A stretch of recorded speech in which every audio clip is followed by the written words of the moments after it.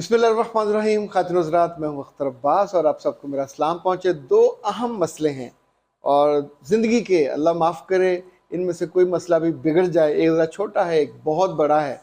और कौसर ने पूछा कि सर मेरी शादी होने वाली है और मुझे एक प्रॉब्लम का सामना है, मुझे मेरे डेज डिस्टर्ब हो गया, मैं क्या करूं? वो शादी के दिन मांग रहे हैं। तो प्यारे बच्चे, पहली बात तो ये है कि शादी के दिन मत दीजिएगा। ये डेज़ की ख़राबी इतना बड़ा मसला है कि बाद में आपके लिए ताना बन जाएगा। वो कहेंगे हमसे धोखा हुआ। तो 2-3 माह डिले कर लीजिए, फ़ौरन डॉक्टर साहबा से रब्ता कीजिए, डॉक्टर नौशीन से। 030145854005। मैं दोबारा दोहराता हूँ, 030145854005। ये उनके व्हाट्सएप का नंबर है। फ़ौरन उनसे बात कीजिए, अपनी ट्रीटमेंट करवाइए। मुमकिन है आपको वो आपके वज़न के एतबार से, आप जो भी सजेस्ट करें, 1 माह में ठीक हो जाए, 2 माह में ठीक हो जाए। अपने डेज़ को नॉर्मल करके जाइएगा। कभी बीमारी साथ लेके मत जाइए ससुराल में, वहाँ माफ़ी नहीं मिलती। आपके डेज़ ख़राब होंगे तो वो अगले 2 माह के बाद आपके ताना लग जाएगा कि ये तो बांझ है, ये तो कुछ है नहीं है। चूँकि सभी ने, अब औरतें हैं, औरतों को आप ना सवालों से मना कर सकते हो और ना ही उनकी इतनी ग्रूमिंग होती है कि वो पर्सनल चीज़ों में मुदाखलत ना करें, पर ये तो उनके ख़ानदान के आगे चलने का मामला है। अच्छा जी, राफिया ने कहा कि सर मेरी शादी के दिन तय थे, 3 माह के बाद मेरी शादी है और हम 4 बहनें हैं। हमारे अब्बा अचानक फौत हो गए। हमारी ज़िंदगी रुक गई है, कभी लगता है ख़त्म हो गई है। हमें कुछ समझ नहीं होता हम कैसे जिएंगे, कैसे आगे चलेंगे। लेकिन हर सदमा वक्त के साथ साथ उसका दुख इंसान की बर्दाश्त में आने लगता है। अब असल सवाल जो बनता है वो ये है कि अगर अब्बा अचानक फौत हो जाएं और घर में सिर्फ बेटियां हों तो क्या करना चाहिए? 2-3 चीज़ें याद रखिएगा जिन पे हम गौर नहीं करते।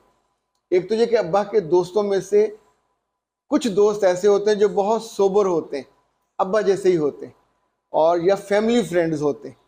तो उनमें जो सबसे काबिल एतबार हो, चूँकि इस मौके पे जो आएगा कफन दफन के मामले में हेल्प करेगा, जो ज़्यादा दुखी होगा, जो ज़्यादा रोएगा, जो आपके सर पे हाथ रखेगा, सब अजीज़ बराबर नहीं होते, सब दोस्त भी बराबर नहीं होते। सो अगर सरकारी मुलाजिम थे तो ये दोस्त आपके अब्बा की पेंशन और उनके वाजबात की अदायगी के लिए बहुत भाग। और एक बात याद रखिएगा कि ये काम वफात के फ़ौरन बाद अगले 1-2 हफ्तों में शुरू कर देना चाहिए इस प्रोसेस को। हुकूमत, अगर सरकारी नौकरी है तो हुकूमत बहुत मेहरबान है, वो जॉब के दौरान, सरकारी नौकरी के दौरान मरने वालों के इवन कफन, मैयत की गाड़ी का खर्चा और पूरा जो दफन का इंतज़ाम है, एक एक चीज़ के वो फंड है रखे हुए जो अदा होते हैं। जब घर वाले परसू नहीं करते तो दफ्तर वाले खुद ही खा पी जाते। इसलिए ये कभी इस मामले में नहीं करनी परहेज़ कि अब्बा चला गया, सब कुछ चला गया, अब क्या करें। वो हक है आपका लाहिकीन का, तो वो ज़रूर करना चाहिए। दूसरा, अगर कोई दोस्त ऐसा अवेलेबल ना हो तो फिर अपने ख़ानदान में से देखें कौन ऐसा है जो मेहरबान है, लालची ना हो। वरना मैंने ऐसे ऐसे लालची मामू और चचा देखे हैं कि जिनकी सबसे पहले आपके घर पे गाड़ी पे नज़र होती है। आप सोचें ये सगे रिश्ते हैं, अगर अपने बहनोई के मरने के 2 हफ्ते बाद ही अपनी बहन से वो कहना शुरू कर दें इतना बड़ा घर है, इसमें रह के क्या करना है, बेच दो, तो ये काले दिल वाला भाई है, इसकी बात मत माने, इन्हें एक्सेस मत दीजिए। यानी ऐसे रिश्तेदार भी मैंने देखे हैं कि जो उसके बाद अपनी गाड़ियां छोड़ के आपकी गाड़ी पे बाजार आना जाना हो, एयरपोर्ट पे आना जाना हो, तो बात बात पे चाबी मांगने आ जाएंगे। वहाँ आपको फिर स्टैंड लेना होगा कि नहीं, आप अपनी गाड़ी पे जाएं, ये हमारे घर के इस्तेमाल की है। चूँकि माएँ कमज़ोर होती हैं, वो ढह जाती हैं। अगर इस मौके पे जिनकी बेटियां होती हैं उनकी माँ को शेरनी बनना चाहिए, वरना लोग खा जाएंगे, आपकी गाड़ियां उठा के ले जाएंगे।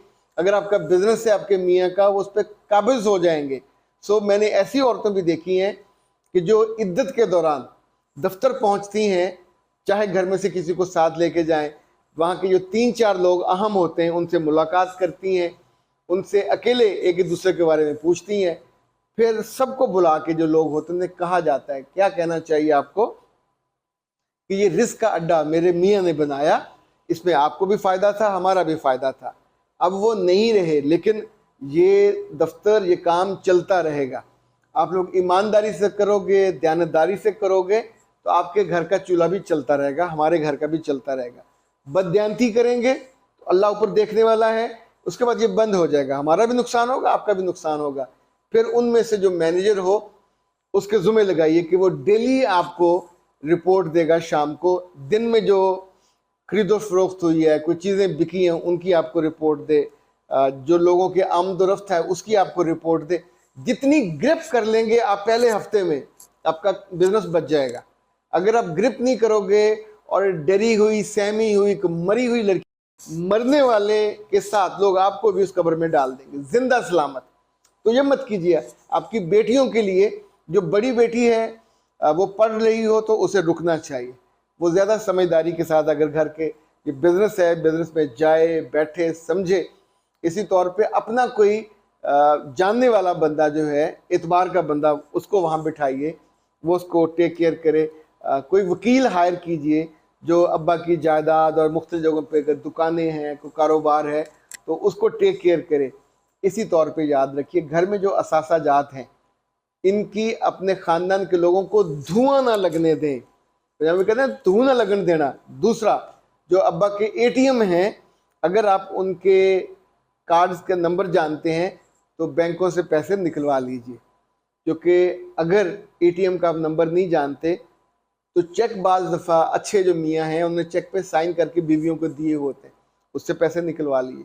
लेकिन तीसरी सूरत पे आपको अपने अब्बा का या मियाँ का डेथ सर्टिफिकेट जमा कराना होगा बैंक में। इसमें प्रोसेस में काफ़ी हफ्ते लग जाते हैं।